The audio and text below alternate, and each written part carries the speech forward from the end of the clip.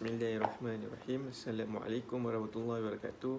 Buat semua murid-murid kelas 5 Neptun yang Ustaz kasih sekalian, Alhamdulillah, bersyukur kita kepada Allah SWT kerana masih lagi dapat dipertemukan dalam sesi pengajaran PDPR 3.0 ini untuk subjek pendidikan Islam kelas 5 Neptun bersama dengan Ustaz Izwan lah. Jadi hari ini Ustaz teruskan sesi pengajaran kita. Kita sambung sesi pengajaran pada minggu lepas, iaitu berkaitan dengan hadis taati pemimpin. Okey, jadi sebelum Ustaz mulakan, seperti biasa Ustaz harap semua murid adalah buku teks sejarah padamu. Pastikan ada buku teks pendidikan Islam tahun 5, buku teks pendidikan Islam tahun 5. Buka muka surat 42. Ustaz ulang, pastikan murid-murid semua ada buku teks pendidikan Islam tahun 5 dan buka muka surat 42. Okey, kita sambung hari ini berkenaan dengan kepentingan mentaati pemimpin. Kepentingan ni bermaksud apa yang kita akan dapat, apa manfaat kita dapat apabila kita mentaati pemimpin dengan betul. Okey, dengan apa yang Allah dan Nabi suruh. Yang pertama, mengeratkan hubungan baik antara pemimpin dengan orang bawahannya.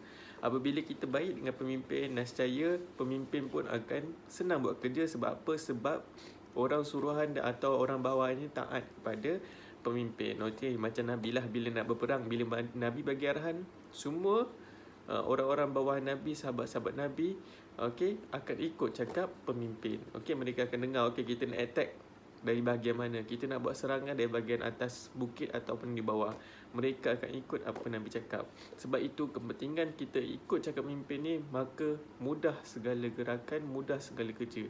Okey, jadi sebab itu Nabi ajarkan ketaatan kepada pemimpin. Kita kena ikut cakap pemimpin macam Ustaz cakap itu dari segi hal-hal kebaikan, hal-hal makruf. Tetapi kita tak boleh ikut cakap pemimpin dari segi-segi yang mana dia ajak kepada kemaksiatan, okey, dari segi kemungkaran. Okey, dan tetapi kita tak boleh nak memberontak kepada pemimpin dengan cara yang salah. Okey. Jadi itu antaranya dapat mengeratkan hubungan baik, okey, antara pemimpin dengan orang yang di bawahnya. Okey. Yang kedua, dapat mengembangkan syiar Islam. Dan tentulah apabila hubungan baik, okey, pemimpin dengan orang bawahannya, maka semua dengar cakap, maka syiar Islam dapat ditegakkan sebagaimana Nabi buat. Okey, Nabi bina masjid dulu, semua orang ikut. Okey, Nabi cakap tentang Allah SWT, keimanan, ketakwaan, orang ikut. Itu bermaksudnya mereka ni mendengar cakap Nabi dan Nabi sebagai seorang pemimpin ketiga itu. Mengelakkan pergaduhan dan perselisihan faham. Okey, untuk mengelakkan, kita ni disuruh, diminta untuk mentaati pemimpin untuk mengelakkan perselisihan. Kena ada seorang ketua macam Ustaz cakap sebelum ni. Kalau ada dua orang ketua, maka akan ada arahan yang berlainan. Sebab itu tak boleh dalam Islam ni ada dua orang ketua. Kalau kita pergi mana-mana pun, okey, dalam sukan pun mesti ada seorang kapten. Dalam permainan video yang kamu main pun mesti ada seorang kapten kalau kamu buat squad. Okey, di sekolah pun ketua kelas kamu kan, okey, di kelas kamu mesti ada seorang ketua. Tak boleh ada dua ketua, melainkan ada penolong iaitu berbantu. Tetapi ketua tetap nombor satu di dalam kelas bagi murid-murid, bagi pelajar. Okey, sama juga dengan cikgu-cikgu. Guru besar adalah ketuanya. Dan di atas guru besar pun ada ketua yang lebih, iaitu kementerian, okey, pendidikan. Dan atas kementerian pendidikan, orang paling tinggi adalah menteri pendidikan. Di atas yang lebih besar daripada menteri pendidikan adalah Perdana Menteri. Di atas Perdana Menteri lagi, di Malaysia ni, undang-undang Malaysia yang paling besar adalah Agong. Okey. Jadi ada turutan, ada aturan dia. Jadi untuk mengelakkan perselisihan faham dan pergaduhan. Yang keempat, menjamin keharmonian negara. Negara pun akan makmur bila semua dengar cakap. Okey, bila semua mentaati pemerintah, mentaati apa yang mereka lakukan. Jadi automatik negara akan jadi harmoni tanpa ada perselisihan, tanpa ada pergaduhan. Okey, apabila kita memahami tentang adab-adab mentaati pemimpin. Memantapkan keimanan kepada Allah Subhanahu Wa Taala. Ini dah tentulah kita dengar cakap pemimpin ni sebab apa? Sebab Allah dan Rasul yang suruh. Okey, kalau Allah dan Rasul tak suruh dan tak ada hukum haram, dan tentulah banyak pemberontakan dan sebagainya kan. Tetapi kita buat sebab apa? Ingat Allah dan Rasul yang suruh. Okey, dan last kali disegani dan dihormati oleh negara lain. Yang ini confirm.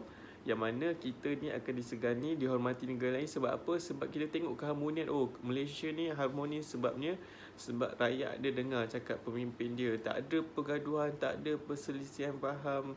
Okey lah, sebab inilah yang dikatakan akan menjadikan sesuatu negara tu harmoni dan disegani serta dihormati negara-negara lain. Keamanan negara Malaysia terjamin sebab apa? Sebab mendengar cakap pemimpin, tiada pemberontakan dan sebagainya. Okey, itu sajalah pengajaran Ustaz untuk hari ini. Simple tetapi yang penting simple-simple pun kamu memahami apa itu kepentingan mentaati kepada pemimpin. Okey, sebabnya antara kita ni mungkin ada yang tak berapa tahu sebelum ni kenapa kita kena taat kepada pemimpin Ustaz. Sebabnya Allah dan Rasul yang suruh, dan antaranya ada 5 atau 6 yang Ustaz bacakan tadi tentang bagaimana kita akan dapat apabila kita mentaati pemimpin. Okey, negara pun akan selamat daripada ancaman musuh, tak ada lagi persengketaan, perselisihan faham. Okey, baik. Seperti biasa, sebelum Ustaz tinggalkan ataupun tutup sesi pengajaran pada hari ini, Ustaz tinggalkan kamu dengan kerja rumah, iaitu melalui buku modul Mesra Digital ni. Okey, buka muka surat 22. Okey, buku surat 22. Dan kamu buat latihan ni, kemudian tangkap gambar, hantarkan ke dalam grup Telegram yang Ustaz dah buat. Okey, itu sahaja daripada Ustaz. InsyaAllah kita jumpa lagi pada sesi pengajaran akan datang. Dan Ustaz harap semua bolehlah buat tugasan yang Ustaz ajarkan ni dan memahami apa yang Ustaz ajarkan.